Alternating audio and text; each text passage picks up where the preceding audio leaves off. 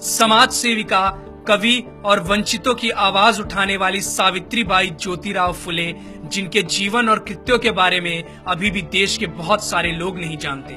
यहाँ तक कि बहुत सारी महिलाएं भी इस बात से अनजान हैं कि अगर वे आज शिक्षित हैं, रोजगार के योग्य हैं, तो वो आखिर किसके प्रयासों के चलते हैं। सावित्रीबाई फुले का जन्म 3 जनवरी 1831 को पुणे से 50 किलोमीटर दूर पुणे के नैगांव में हुआ था।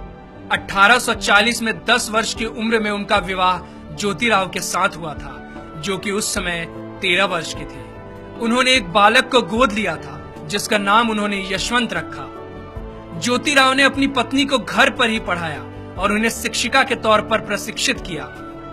बॉम्बे गार्जियन के 22 नवंबर 1851 में प्रकाशित एक खबर के अनुसार उनकी आगे की शिक्षा की जिम्मेदारी ज्योतिराव के मित्र सखाराम यशवंत परांजपे और केशव शिवराम भावलकर ने संभाली। सावित्रीबाई फुले भारत की पहली महिला अध्यापिका थी। घर की देहरी लांघकर बाहर पढ़ाने जाने के उनके इस कदम से आधुनिक भारतीय महिला के सार्वजनिक जीवन का प्रारंभ होता है। उन्होंने अपने पति ज्योतिराव फुले के साथ मिलकर महिलाओं की शिक्षा के लिए महत्वपूर्ण काम किया। 1848 में उन्होंने देश में पहली महिला स्कूल की स्थापना की, जिसके बाद वो 5 अन्य विद्यालय खोलने में सफल हुई।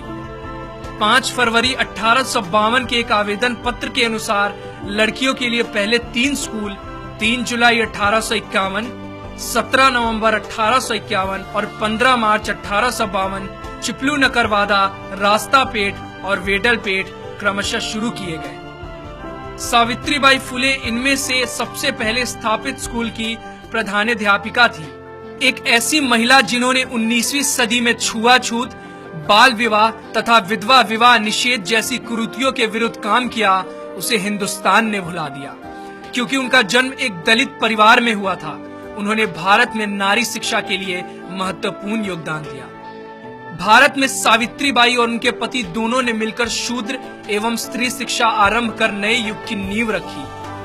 सत्यशोधक समाज की स्थापना 24 सितंबर 1873 को हुई और सावित्रीबाई फुले इस संस्था की एक अत्यधिक समर्पित कार्यकर्ता थी। ये संस्था कम से कम खर्चे पर दहेज मुक्त और बिना पंडित पुजारियों के विवाहों का आयोजन कराती थी। इस तरह का पहला विवाह 25 दिसंबर 1873 को संपन्न हुआ। सावित्रीबाई के मित्र बाजूबाई निम्बंकर की पुत्री राधा और सीताराम जाबाजी अल्हाट की शादी पहली सत्यशोधक शादी थी। इस ऐतिहासिक अवसर पर सावित्रीबाई ने स्वयं सभी खर्चे वहन किए। इस प्रकार के विवाहों की पद्धति पंजीकृत विवाहों से मिलती जुलती होती थी, जो आज भी भारत के कई भागों में पाई जाती है।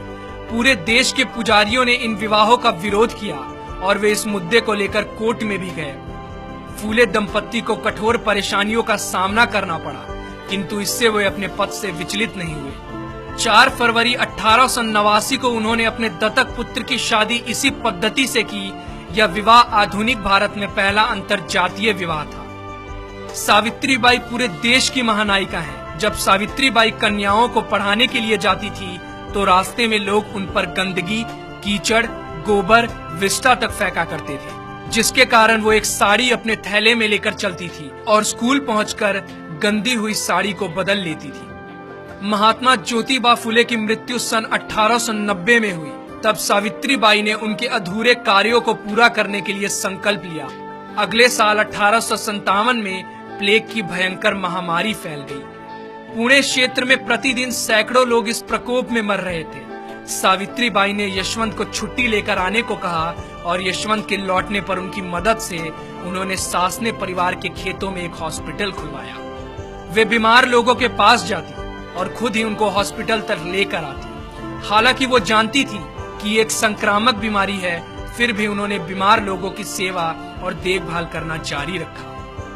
जैसे ही उनको पता चला कि मुंदवा गांव के बाहर महारों की बस्ती में पांडुरंग बाबाजी गायकवाड़ का पुत्र प्लेग से पीड़ित हो गया है, वो वहां गईं और बीमार बच्चे को पीठ पर लादकर हॉस्पिटल लेकर दौड़ी। इस प्रक्रिया में यह महामारी उनको भी लग गई और 10 मार्च 1897 को रात 9 बजे आखिरकार उनकी सांसें हमेशा के लिए थम गई। दीनबंधु ने उनके मृत्यु की खबर को बड़े ही दुख के साथ प्रकाशित किया।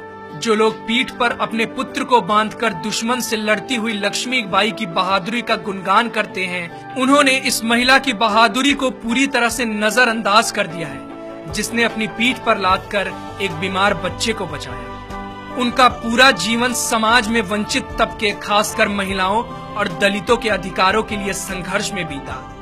उनकी एक बहुत ही प्रसिद्ध कविता है जिसमें वो सबको पढ़ने लिखने की प्रेरणा देकर जाति तोड़ने की बात करती है। जाओ जाकर पढ़ो लिखो, बनो आत्मनिर्भर, बनो मेहनती, काम करो ज्ञान और धन इकट्ठा करो। ज्ञान के बिना सब खो जाता है, ज्ञान के बिना हम जानवर बन जाते हैं। इसलिए खाली ना बैठो, जाओ जाकर शिक्षा लो। तुम्हारे पास सीखने का सुनहरा मौका है, इसलिए सीखो और जाति के बंधन को तोड़ो।